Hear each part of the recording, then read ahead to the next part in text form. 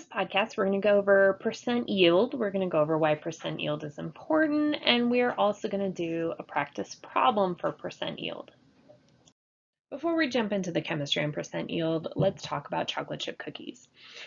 So one thing that frustrates the heck out of me is every time you are about to make a recipe, there's always the yield for the recipe, and it tells you how much or how many servings that a particular recipe is supposed to make.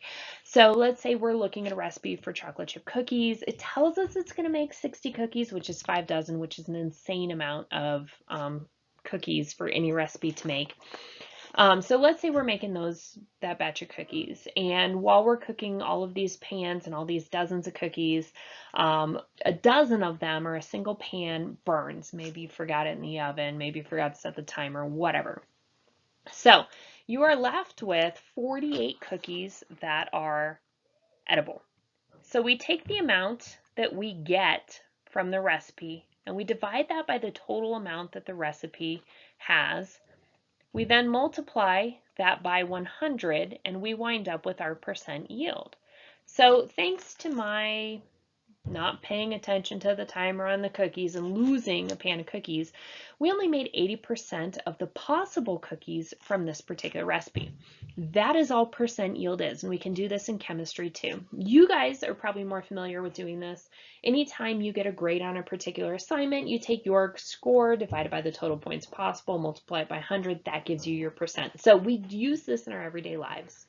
All right, a couple things that we need to define before we move into some calculations is the calculation for percent yield is going to be your actual amount that you get divided by your theoretical amount, the amount you were supposed to get. So think about the 48 cookies, what we actually got at the end after baking everything, versus the amount the recipe said we were going to get, the 60.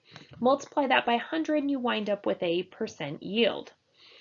When we talk about chemistry, the actual is what you are going to obtain in the experiment. It's given to you in a word problem since we're not actually doing experiments right now.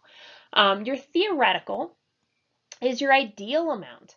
So this is if all the conditions were perfect and you made every single last little bit of product that your recipe or your reaction says you should be able to make, this is what you should be able to get, or it's those 60 cookies. It's what the recipe called for.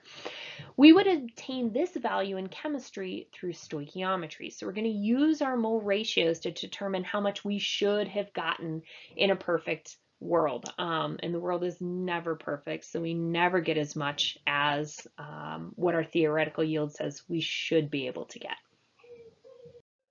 So if we were in lab and we were trying to determine the percent yield, we'd do our experiment and we'd measure the amount of product that we obtain, and the amount of product that we obtain becomes our actual value, our actual yield. The theoretical yield is solely based on stoichiometry and based on calculations. You would use the coefficients from your balanced equation to determine how much you should have gotten. All right, so how do we put percent yield together with stoichiometry in order to determine our theoretical yield? Because your actual yield is going to be given to you. So you're going to determine your actual yield by reading your word problem. This is going to be given to you. They'll tell you how much you get. Then you determine your theoretical yield using stoichiometry. And then finally, you will do your percent yield calculation, which we talked about on the last page. So I'm making this look really easy, but let's do a practice problem where we have to put all of these steps together. All right, so I put our 3 steps up on the top so that we can reference those as we work through this problem. All right, so our word equation, let's go ahead and start writing stuff out. It tells us that we are reacting 2.00 grams of calcium with excess oxygen, and we produce 2.26 grams of calcium oxide, and then they want to know what the percent yield is. Okay, there's a lot to unpackage here. The actual yield is right here. That's my actual value. I'm going to have to determine my theoretical yield through stoichiometry. I cannot use stoichiometry or insert a mole ratio moving from what I start with to what I end with without having a balanced equation. So balanced equation is usually a good place to start since my problem didn't give that to me. So I am told that we react calcium with oxygen, and that is a diatomic element, and we wind up with calcium oxide. +2, -2 charge, should not have any subscript, and now it becomes a matter of balancing. Now we have a balanced equation. Now we are ready to kind of unpackage what we're given here. So we are going to start with the grams of calcium, and we need to determine theoretically how many grams of calcium oxide I could produce if everything was perfect based on my mole ratios. I know what my actual amount is, so I need to figure out the theoretical, or the one that goes on the bottom of the percent yield calculation. So I'm going to go from grams of calcium to grams of calcium oxide. I cannot convert from grams of one substance to grams of another substance, but I can convert from moles of one substance to moles of another. So my first step is going to be to convert those grams to moles of calcium. Once I have moles of calcium, I can use my mole ratio to convert to moles of calcium oxide. I'm not giving myself enough room, and from the moles of my product I can convert those to grams. So again, the only part that is not a mole conversion, so here we have a mole conversion, here we have a mole conversion, and here we have our mole ratio. This is a stoichiometry part of it. All right, so I have my unit map. I know where I'm starting and I know where I'm going. It's just a matter of plugging in values now. So I start with 2.00 grams of calcium, and I need to convert that to moles of calcium. So to do this, I am going to need to use my molar mass. I know that 1 mole of calcium, and remember, we're always writing number, unit, substance in every box because we're changing the substance. That is equivalent to the molar mass for that substance, and my molar mass of calcium is 40.08 grams of calcium. So that is going to cancel grams of calcium, leaving me in moles. I am here. Now it's time for a mole ratio. I know I want to get rid of my moles of calcium, and I want to be left with my moles of calcium oxide, my product. So I'm going to go to my balanced equation, and I have 2 moles of calcium for every 2 moles of calcium oxide. That is the stoichiometric step. It is tempting to say 2 divided by 2 is 1. I don't need to include this step.